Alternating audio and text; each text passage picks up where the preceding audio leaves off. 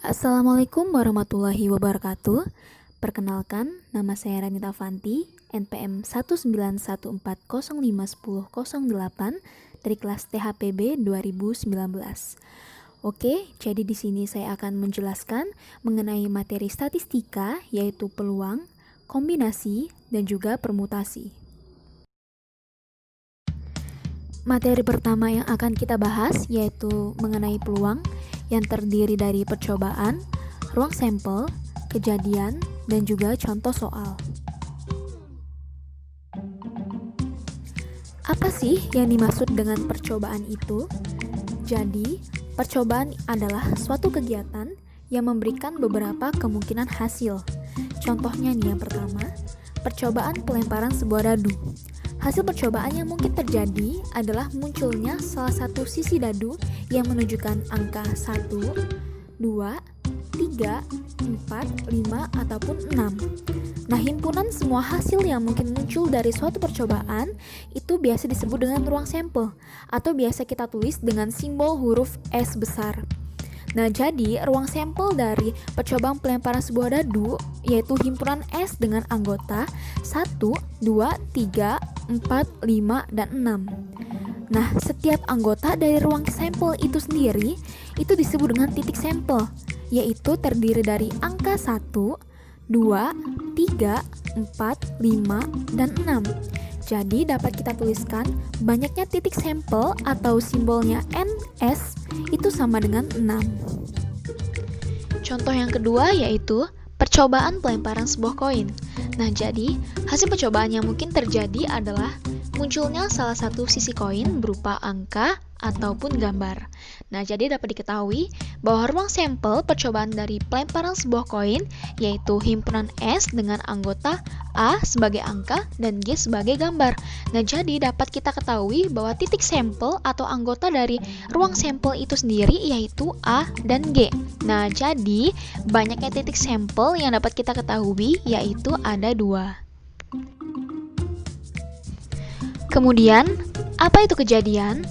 Jadi, kejadian itu adalah himpunan bagian dari ruang sampel.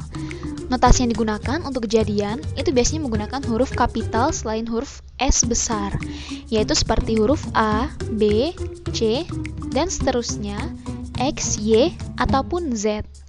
Nah, contohnya nih, pada pelemparan sebuah dadu dengan ruang sampel yang sebelumnya kita ketahui yaitu himpunan S dengan anggota yaitu 1, 2, 3, 4, 5, dan 6.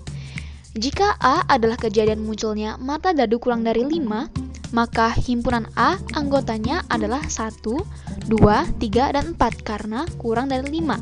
Nah, jadi banyaknya kejadian A dapat dituliskan dengan NA sama dengan 4. Nah, kemudian jika B itu adalah kejadian munculnya mata dadu ganjil, nah maka himpunan B anggotanya yaitu 1, 3, 5 karena 1, 3, 5 merupakan angka ganjil. Nah, jadi dapat diketahui bahwa banyaknya kejadian B itu dapat dituliskan dengan NB sama dengan 3. Lalu, jika P adalah kejadian munculnya mata dadu prima, maka himpunan P anggotanya adalah 2, 3, 5 karena dari angka dadu tadi yang merupakan angka prima yaitu angka 2, 3, dan 5. Nah, jadi banyaknya kejadian P itu dapat dituliskan dengan NP sama dengan 3. Nilai peluang. Nah, jadi untuk mencari nilai peluang itu dapat digunakan rumus yaitu PA sama dengan NA dibagi NS, di mana PA itu merupakan peluang munculnya kejadian A dan NA itu adalah banyaknya kejadian A yang dimaksud. Lalu NS itu adalah banyaknya kejadian yang mungkin terjadi. Selanjutnya yaitu contoh soal. Sebuah dadu dilempar 1 kali. Tentukan peluang ketika A, kejadian A munculnya mata dadu dengan angka genap. B, kejadian munculnya mata dadu dengan jumlah kurang dari 6. Nah, jadi untuk menjawab kedua soal tersebut, kita dapat mengetahui bahwa percobaan untuk melempar dadu itu kan menghasilkan 6 kemungkinan, yaitu mata dadu dengan angka 1, 2, 3, 4, 5, dan 6. Nah, sehingga dapat dituliskan bahwa NS atau banyaknya kejadian yang mungkin terjadi itu adalah 6. Lanjut, soal yang A. Kejadian A munculnya mata dadu dengan angka genap. Nah, kita dapat mengetahui angka genap dalam mata dadu itu adalah 2, 4, dan 6. Nah, sehingga dapat dituliskan jumlah kejadian NA itu adalah 3, yaitu 2, 4, dan 6 tadi.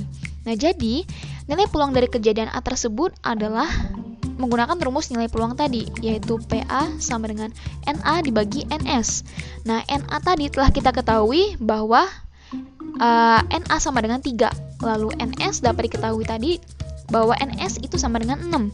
Jadi, PA atau peluang munculnya kejadian A itu adalah 3/6. Nah, jika diperkecil yaitu menjadi 1/2. Nah, untuk soal B, yaitu kejadian munculnya mata dadu dengan jumlah kurang dari 6. Nah, pada kejadian B kan kurang dari 6. Nah, kurang dari 6 pada mata dadu itu kan berarti angkanya 1, 2, 3, 4, dan 5. Jadi NA-nya itu ada NB-nya itu ada 5. Nah, jadi nilai peluang dari kejadian B tersebut adalah PB sama dengan NB dibagi NS, di mana NB tadi kita ketahui yaitu 5 dan NS kita ketahui 6. Jadi PB atau peluang munculnya kejadian B itu adalah 5/6. Kemudian yaitu masuk ke dalam materi kombinasi. Nah, jadi kombinasi itu adalah suatu pengacakan dari objek-objek dengan tidak memperhatikan urutan. Ingat, di sini poinnya yaitu tidak memperhatikan urutan. Persoalan kombinasi itu dapat dipandang sebagai cara memilih R buah elemen dari N buah elemen yang ada, tetapi urutan elemen di dalam susunan hasil pemilihan itu tidak penting. Nah, kombinasi dapat dicari dengan menggunakan rumus C, NR sama dengan N faktorial dibagi R faktorial dikali N dikurang R faktorial. Kemudian lanjut ke contoh soal.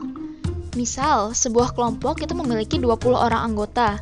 Kemudian dipilih 5 orang sebagai panitia, di mana panitia itu merupakan kelompok yang tidak terurut.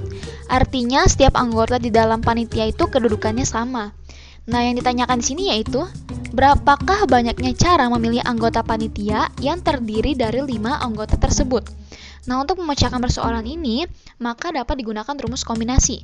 Tadi yaitu C, NR sama dengan N faktorial dibagi R faktorial dikali N min R faktorial. Yang mana diketahui N di sini yaitu 20. Yang dari mana? Karena banyaknya anggota pada suatu kelompok itu ada 20 orang. Nah, lalu R-nya dapat kita ketahui yaitu 5. Yang mana 5 itu dapatkan dari 5 orang yang akan dipilih sebagai anggota panitia. Nah, jadi C 25 sama dengan N faktorial, tadi itu 20 faktorial dibagi 5 faktorial dikali 20 min 5 faktorial. Nah, maksudnya 20 faktorial di sini yaitu faktorial di sini maksudnya perkalian menurun. Nah, jadi 20 faktorial itu sama saja dengan 20 kali 19 kali 18 kali 17 dan seterusnya hingga pada perkalian dengan angka 1. Nah, begitu pula dengan 5 faktorial. Dia perkalian menurun, yaitu 5 dikali 4 dikali 3 dikali 2 dikali 1. Nah, lalu 20 dikurang 5, yaitu 15 faktorial. Nah, sama seperti tadi, perkalian menurun hingga pada perkalian angka ke-1. Nah, jadi 20 faktorial dibagi 5 faktorial dikali 15 faktorial itu menghasilkan 15.504 cara. Selanjutnya yaitu materi terakhir, yaitu tentang permutasi. Nah, jadi permutasi itu adalah penyusunan kembali suatu kumpulan objek dalam urutan yang berbeda dari urutan yang semula. Nah, poinnya di sini ada 2, yaitu urutan itu diperhatikan dan perulangan itu tidak diperbolehkan. Nah, untuk mencari permutasi dapat digunakan rumus yaitu P NR sama dengan N faktorial dibagi N min R faktorial. Oke, lanjut saja ke contoh soal. 3 buah ujian dilakukan dalam periode 5 hari, yaitu mulai dari hari Senin hingga hari Jumat. Berapa banyak pengaturan jadwal yang dapat dilakukan sehingga tidak ada 2 ujian atau lebih yang dilakukan pada hari yang sama? Nah, untuk memecahkan persoalan ini dapat digunakan rumus permutasi tadi, yaitu PNR sama dengan N faktorial dibagi N dikurang R faktorial. Nah, dapat kita ketahui dari soal bahwa N ini sama dengan 5, yaitu periode ujian tadi, periode 5 hari tadi, yaitu dari hari Senin hingga hari Jumat. Nah, lalu R di sini dapat kita ketahui dari banyaknya ujian yang akan dilakukan dalam periode 5 hari tadi, yaitu ada 3. Nah, jadi P53 itu sama dengan 5 faktorial dibagi 5 min 3 faktorial dari rumus permutasi tadi. Nah, 5 faktorial di sini itu sama dengan perkalian menurun tadi, yaitu 5 dikali 4 dikali 3 dikali 2 dikali 1. Nah, lalu 5 dibagi 5 dikurang 3 faktorial menjadi 2 faktorial. Nah, jadi 2 faktorial itu sama saja dengan 2 dikali 1. Nah, menghasilkan 60 pengaturan jadwal. Jadi banyaknya pengaturan jadwal yang dapat dilakukan itu yaitu 60 pengaturan jadwal.